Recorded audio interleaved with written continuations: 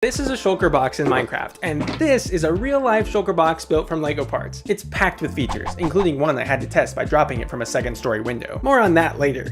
To open the Shulker box, the user can use the built-in motion detector, ID card access, or even a key to enter a password. All the mechanisms are hidden in the floor, making it look magical. I'll show you the finished Shulker box and also how I made it. Okay, quick recap on Shulker boxes. They allow players to store items, and when the Shulker box is mined, the items remain inside, unlike a normal chest that drops its items when broken.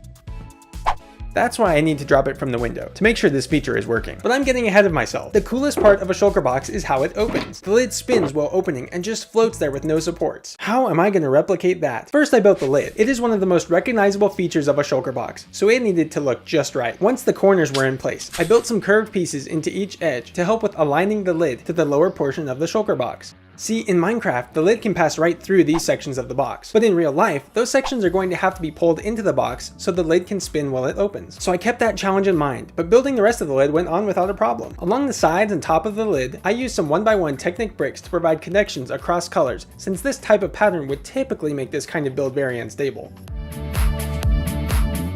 I finished up the lid by creating a roof, connecting it to the rest of the lid and tiling it off to hide the gray plates and bring out the vibrant Lego colors of blue, dark azure, and medium azure. With the lid completed, I moved on to the mechanism that would lift and spin it. One motor could have handled both functions, but there's a reason for keeping them separate that I'll show you later.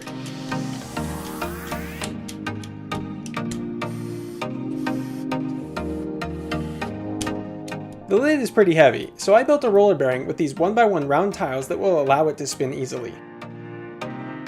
I originally considered using this larger design, but that took up too much room, so I threw that design away, or should I say rolled. I only have these gear arcs in the dark tan color, but I added some cool blue pieces to hide most of it. So the bearing for rotating the lid is all done, but I needed this to lift it. It has transparent lift arms at the bottom, so that the lid appears to float, just like in Minecraft. It also has a worm gear to provide a lot of torque for lifting the heavy lid. Gear racks like these allow a rotating gear to move an object linearly, which is perfect for what I needed.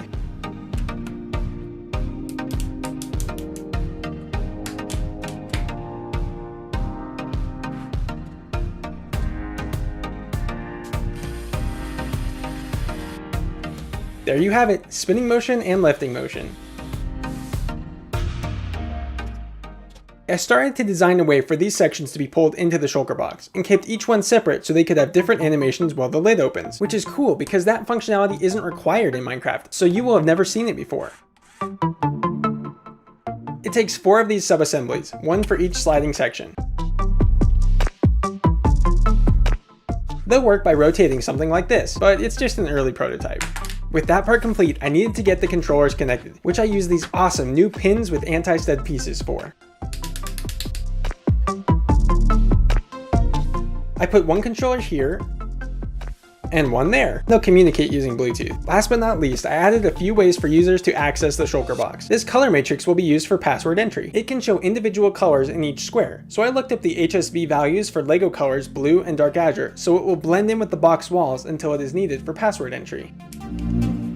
Then I use this small motors encoder so that the user can enter the password by rotating a key left and right. Plus this old yet very useful spring-loaded part will always bring the motor back to center.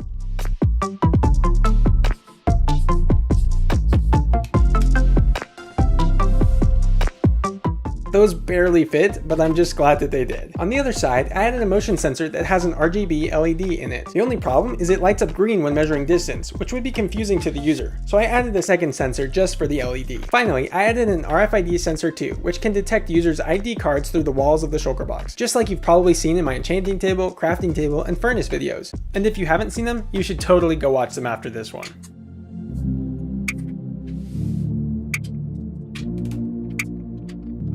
With the wires looking like a mess, I got those cleaned up using a bunch of cable connectors. It looked much better afterwards. Plus, then the cables wouldn't interfere with any moving parts.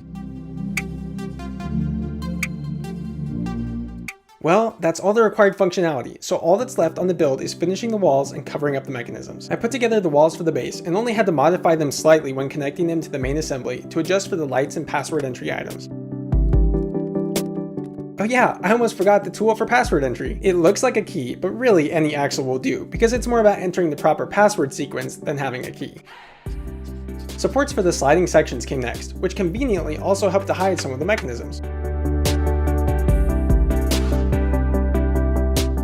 The sliding walls were built then, which didn't take long since I had already completed the motor and gear train portions.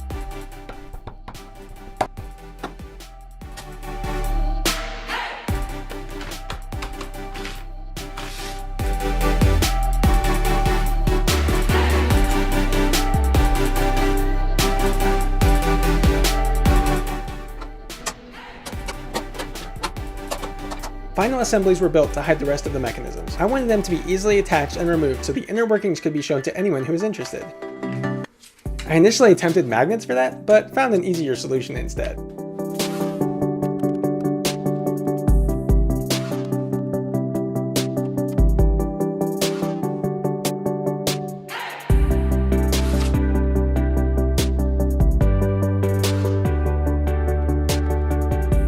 Finally, it was time to connect the lid.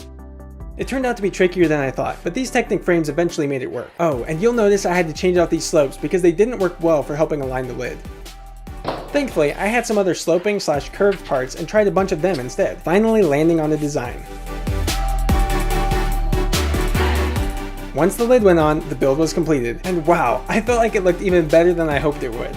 Let's see the normal functions of a Shulker box before I drop it from a second story window. I'll start with the password entry. Normally these lights stay blue and don't show the correct or incorrect rotations, because that kinda defeats the point of a password, but I'll show it just for you. First I'll show an incorrect sequence. And now the correct one.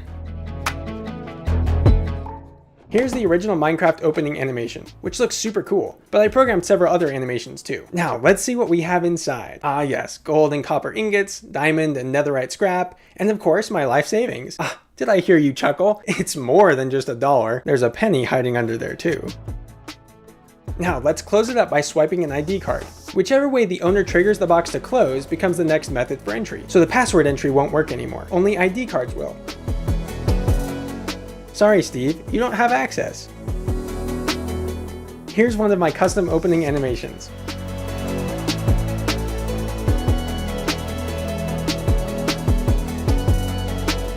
Now we'll close it using the motion detector so that becomes the next method for opening, which is cool because then anyone can open it. No password or ID card needed, which is just like it is in Minecraft. Ready for another custom animation? Tell me in the comments which animation you like best. You can rewind the video if you need to see them again.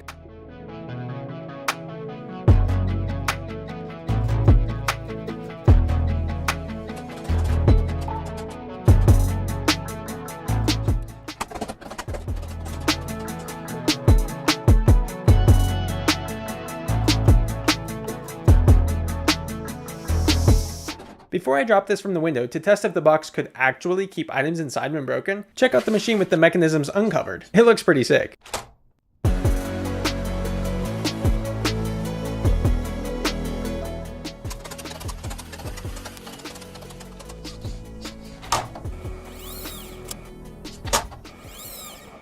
Now, to drop it from the window onto the cold, rough concrete below. Yeah. Here it goes. Uh-oh. 3, 2, 1.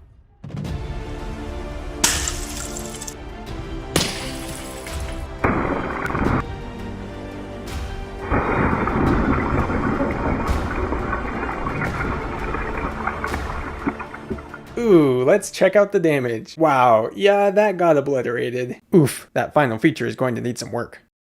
To keep making content like this, I really need your help, so please share this video on your social media. Check out my working enchanting table too. You'll love it. Hit subscribe and leave me a comment and I'll get back to you as soon as possible. Thanks for watching.